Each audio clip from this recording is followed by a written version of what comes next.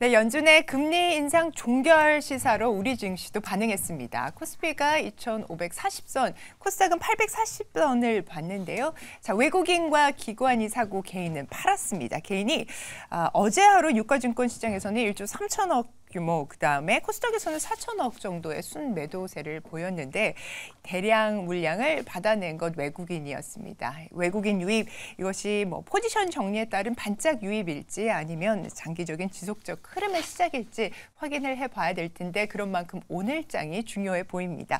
자, 개장 전 체크리스트 함께해 주실 분 김영재 유진투자증권 영업이사 모셨습니다. 어서 오십시오, 이사님. 안녕하세요. 안녕하십니까. 네, 오늘 정말 여러 가지 이슈들이 좀 많은 것 같아서 바로 첫 번째 이슈로 살펴보도록 하겠습니다. 자, 미국 금리 인하 기대감 속에 돌아온 성장주의 시간이라는 제목입니다. 자, FOMC에서 통화 정책에 대한 피벗 일정이 어떻게 보면 점도표로 이렇게 좀 나온 상황에서 시장은 리스크 온 이렇게 지금 강하게 확신, 올인의 분위기입니다. 성장주들이 강세를 보였는데 일단 이 부분 좀 짚어주시죠.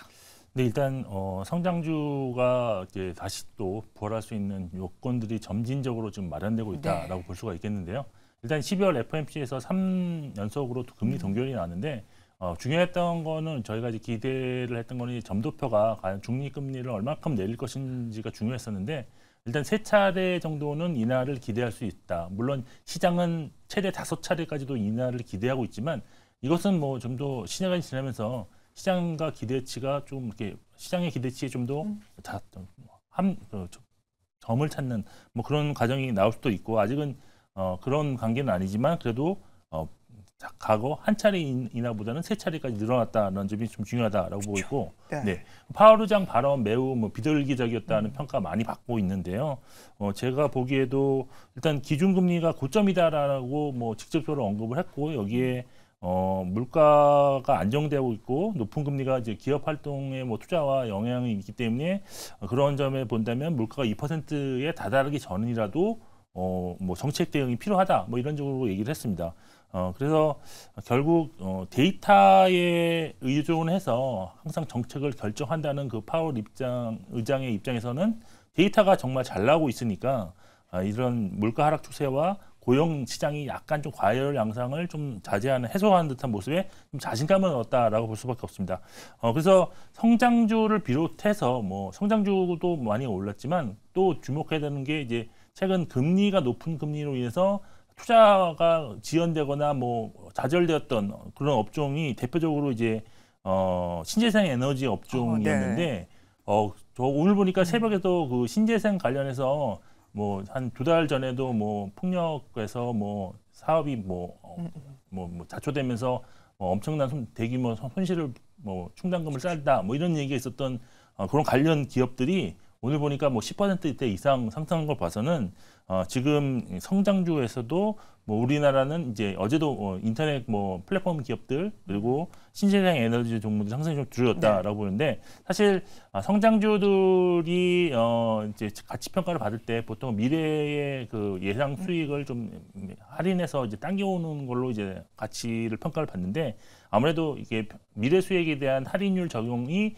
이제 고금리 때는 이제 높아짐으로써 그 절대 수익 자체가 낮아지는데 이제는 금리가 낮아지면 할인율이 그만큼 낮아지기 때문에 미래 수익이 또 어마어마하게도 크게 커질 수가 있습니다. 그래서 성장주에게는 상당히 이제 유리한 시간으로 전환되었고 그리고 그동안의 성장주를 보시면 정말로 많은 기간 동안 오랜 기간 동안 하락을 했다는 점도 좀 중요한 것 같습니다. 그래서 약간 수급이 좀 비어있다라고 볼 수가 있는데 카카오 같은 경우가 21년도에 7월 고점 이후에 75% 이상 하락을 경험했습니다. 정확히 78%까지 하락했다가 지금 반등하고 있고 네이버 같은 경우는 한 65% 거의 68%까지 하락했다가 지금 이제 다시 반등해서 거의 많이 반등했습니다. 그래서 50%대로 지금 하락하고 축소했는데 결국 금리가 낮아진다는 얘기는 결국은 이제 유동성이 다시 시장으로 들어오면서 이런 성장주들에게도 상승 동력으로 작용할 수 있다는 점에서 매우 긍정적이었다라고 판단할 수 있겠습니다. 네. 자, 어제 시장의 움직임, 뭐 반도체는 잠시 아껴두기로 하고요. 지금 인터넷, 뭐 IT 서비스, 게임, 바이오, 뭐 말씀 주셨던 신재생 에너지까지 상승이 좀 나와줬습니다. 네. 어제 움직임은 좀 어떻게 보십니까? 앞서서 약간은 좀 아쉬워한다는 평가를 좀 주셨는데요. 네네네. 우리나라는 뭐 기본적으로 이제 미국 시장이 상승하는 거와 결을 같이 가지는 못하는 느낌이 좀 있는데 이제 미국이 이제 금리 인상을 멈추고 이제 금리 인하를 시사한다라는 거는 경기가 다소 이제 소프트 랜딩이긴 하지만 경기가 좀 둔화되는 거를 보는 거고 그 상황에서는 이제 수요가 조금 줄어드니까 이제 성장주가 가는 걸로 이제 미국은 빅테크가 가는데 우리나라는 수요가 둔화된다라고 하면 사실은 수출 경기가 좀 둔화될 수 있기 때문에 시장이 미국만큼 못 올라갔던 것 같아요. 근데 이제 그 이사님이 얘기해 주신 것처럼 그 안에서 그래도 우리나라 시장에서 그동안 소외되었었던 뭐 일명 네카오라고 하는 소프트웨어 업체들이 상당히 많이 소외돼 있었기 네. 때문에 그런 기업들을 보자라는 측면에서는 시장이 수요가 조금 둔화되지만 금리를 인하시키면서 우리가 PER을 할 때 R-G라고 하거든요. 이제 할인율이 너무 높았었던 부분들이 낮아지게 되면 어딘가로는 또 자금이 갈 텐데 그 부분이 성장주로 갈 수 있다. 네. 저는 거기서 이제 동의하는 부분이고 더하여서 아까 이제 소프트웨어 말씀드렸지만 저 같은 경우는 또 제약 바이오를 또 말씀드리고 있거든요.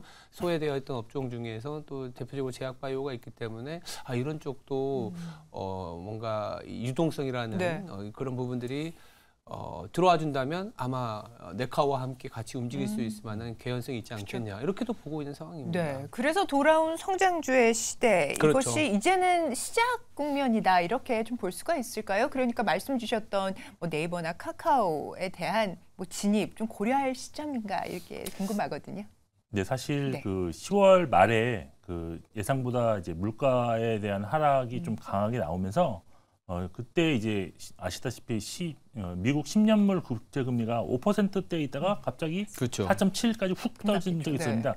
그때부터 사실 카카오, 네이버 다 반등하기 시작했는데 특히 거기에 국내에서는 공매도 금지까지 겹치면서 그동안 공매도 잔고 비율이 높았던 특히 인터넷 관련주들이 좀 상승폭이 조금 남다르게 오른 종목도 있습니다. 대표적으로 뭐 카카오가 그랬다라고 보고 있는데 카카오 공매도 잔고량 보시면 정말 꾸준하게 줄어드는데 대부분 외국인이 그거를 이제 쇼커버를 매수로 하면서 상승을 올렸습니다. 그래서 아직까지 공매도 잔고가 어제 보니까 한 80만 주 정도 남아 있는 걸로 보이고 있고 네. 또 지금 미국 10년물 국채 금리가 원래는 사실 이번 FOMC 이전에는 너무 급락을 해서 다시 좀 반등하는 그런 게 나오지 않을까 했는데 오히려 FOMC를 기점으로 더 떨어지는 양상이 지금 나오고 있어서 어떤 성장주에 대한 어떤 그런 추가적인 반등은 좀 더 이어지지 않을까라고 저는 개인적으로 생각을 하고 있습니다. 그래서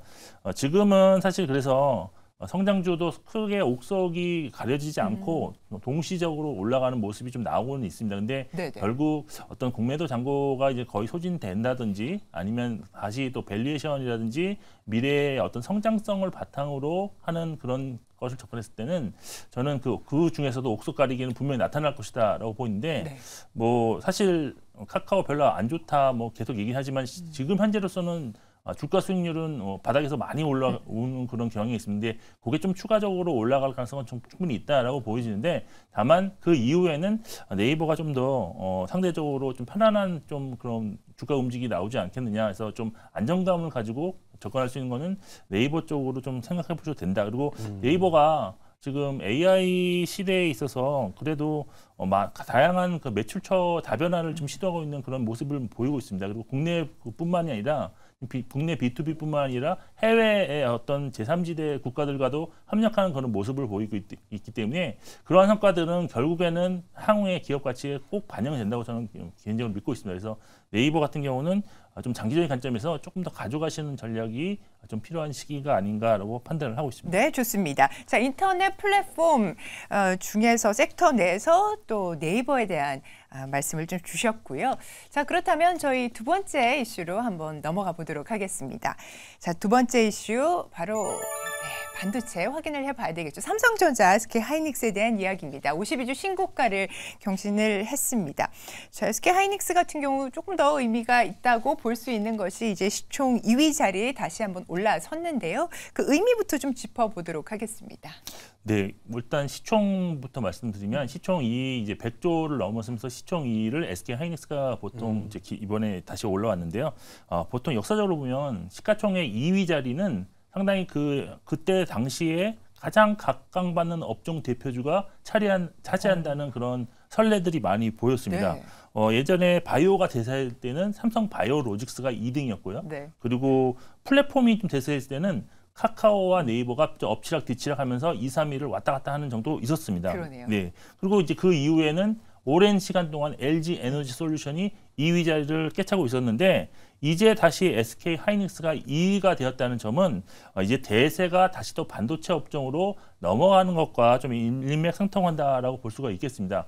그리고 어제 사실 반도체 대장 종목들 관련해서 각종 기록들이 많이 나온 날이었다라고 전 보고 있는데 삼성전자가 장중에 74,000원을 돌파를 했었습니다. 근데 이게 재작년 2월 이후, 그러니까 22개월 만에 처음으로 지금 74,000원대를 터치한 거니까 정말 오랜 기간 동안 기다렸던 투자자들이 이제는 조금 이제는 올라가나라고 생각하실 수도 있고 또 네. 52주 신고가도 경신했으니까 1년 동안 투자하신 분들은 다 수익을 이제 보유하고 계시다면 낫다는 얘기죠. 그리고 뭐 SK 하이닉스는 지금 2021년 3월에 기록한 최고가 15만 500원이었는데 이제 10%도 남지 않은 13만 6,700원에 마감을 했기 때문에 이제는 정말로 SK 하이닉스 관련해서는 대부분 투자자들이 다 이제 손실을 회복하고 올해 수익기관에 대부분 진입했을 것으로 일단 예상을 할 수 있겠습니다. 단도직입적으로 좀 여쭤보고 싶은데요. 네. 삼성전자, SK 하이닉스 1분기 정도에 어느 정도 업사이드, 지금 가격대로 말씀을 주셔도 좋고요. 어느 정도까지 볼 수 있을까요? 삼성전자, SK 하이닉스요. 네. 저는 사실은 약간 너무 반도체의 뷰들이 강해서 연말 연초에 조금 비중을 줄여놓자라는 뷰를 갖고 있는 상황이기 때문에 물론 이제 추세적으로 올라가기 위한 어떤 눌림목일 수는 있긴 하겠지만 뭐 지나고 보면 근데 어쨌든 처음에 질문 주셨을 때도 우리 시장이 왜 그동안 미국이 사상 최고치를 찍었을 때 왜 2,500에서 머물고 있냐라는 부분들은 결국 미국의 수요 둔화에 대한 부분들이 반영이 되고 있다고 보고 있어요. 그래서 반도체에 대한 뷰가 워낙 강해요. 지금 바닥을 치고 돌아섰고 내년에 무조건 50% 이상의 상승이 나오고 다만 이런 부분들이 연말 연초 넘어가면서 저는 어떻게 보면 이제 어깨에서 조금은 정리하자는 생각인데 머리 끝까지 가고 싶은 생각들이 있을 것 같아요. 네. 근데 그건 모르겠어요. 근데 저는 지금은 어깨 이상으로 넘어온 상황이지 않겠냐라는 정도, 그 정도로 말씀드리고 있습니다. 네, 어차피 시장이라는 것은 이제 선 반영을 하는 부분이 있고 기대감이 거기에 들어가는 만큼 고점 자체는 예측을 할 수는 없지만 그렇죠. 좀 투자 전략에 대한 부분을 좀 말씀을 주셨고요. 이사님 좀 어떻게 보십니까? 네, 사실 전기전자 업종 내에서 반도체가 가장 각광을 받고 있기 때문에 투자 1순위로 생각하시는 투자자들이 많을 텐데요. 저는 IT 부품주 내에서도 투자할 만한 종목들이 많이 나온다고 보고 있습니다. 지금 사실 반도체 업황이 지금 다시 좋아진다라는 것이 물론 HBM 관련해서 이미 당겨서 좀 올라오는 부분이 있는데 사실 D램의 전통적인 수요처인 PC랑 스마트폰에서 지금 약간 반등 기미가 나오고 있습니다. 실제로 10월과 11월까지 보면 스마트폰 판매량이 전 글로벌하게 YOY로 좀 증가하는 모습을 보였고 이런 모습을 보였기 때문에 지금 IT 부품 내에서 스마트폰의 부품에 좀 더 특화되어 있는 업체들의 주가들이 조금씩 살아나고 있다는 점도 주목하실 필요가 있을 것 같습니다. 그래서 대표적으로 저는 최근 보니까 전자부품, 전기전자 업종 내에서 탑픽이 물론 반도체랑 이제 전기전자 업종을 나눠서 보는 그런 시각도 많긴 한데 전기전자 업종 내에서 탑픽 삼성전기가 많이 보이는 것이 특징이다라고 보고 있는데 삼성전기는 저는 개인적으로 저도 뭐 나쁘지 않다고 보는 점이 10월 달에 주가가 급락했을 때 이제 실적이 별로 잘 안 나왔었죠. 근데 그 이유 중에 하나가 엔화와 이제 좀 약세가 지속되면서 경쟁 업체들과의 어떤 그런 관계에서 좀 불리했다라는 그런 평가들이 많이 있었습니다. 근데 역으로 본다면 지금부터 만약 엔화가 조금 이제 반등하긴 했지만 강세로 좀 전환되는 국면이 온다면 엔화의 어떤 약세의 피해주가 결국은 다시 수혜주로 전환되는 과정이 있는데 이런 플러스 알파 요인도 고려하신다면 삼성전기도 충분히 지금 고려 가능하다라고 보고 있고 어떤 뭐 지금 사실 삼성전기가 추구하고 있는 것이 참 다양하게 있습니다. 뭐 MLCC뿐만이 아니라 사실은 뭐 반도체 기판에도 서버 기판에도 들어가고 그다음에 자동차 부품도 들어가는 뭐 그런 쪽인데 사실 MLCC 같은 경우가 이제 온 디바이스 수혜를 또 가장 받을 수 있는 그런 또 수혜를 기대감 갖고 있기 때문에 삼성전기 같은 경우는 아직 밸류에이션이 좀 높은 수준이지만 네. 결국은 그건 수익이 나면서 밸류에이션은 축소되는 과정이 나올 거니까 좀 보실 필요도 있다라고 보고 있고 그리고 사실 반도체 아까 서두에서 잠깐 말씀해 주셨는데 실제적으로 실적이 좋아지는 거는 내년 3분기부터 쭉 갑니다. 그래서 반도체 종목들, 대장들 특히 종목을 보면 실적이 고점 치기 전에 주가가 항상 고점을 쳤기 때문에 사실 지금은 고점이 아니라고 저는 개인적으로 믿고 있습니다. 하지만 좀 조정은 나올 수 있다라고 저도 개인적으로 동감을 하고 있고요. 왜냐하면 네. 밸류에이션 수준이 조금 높다고 좀 개인적으로 판단하고 있기 때문입니다. 그래서 그런 부분이 있지만 그래도 아직까지 실적이 피크가 되기까지는 최소한 1년 반 남아있지 않겠느냐라고 보고 있어서 네. 최소한 1년 사이에 주가는 고점이 나올 것이라고 좀 개인적으로 판단하고 있습니다. 네, 좋습니다. 특히 전기전자 섹터 내에서 또 삼성전기에 대한 이야기도 해주셨고요.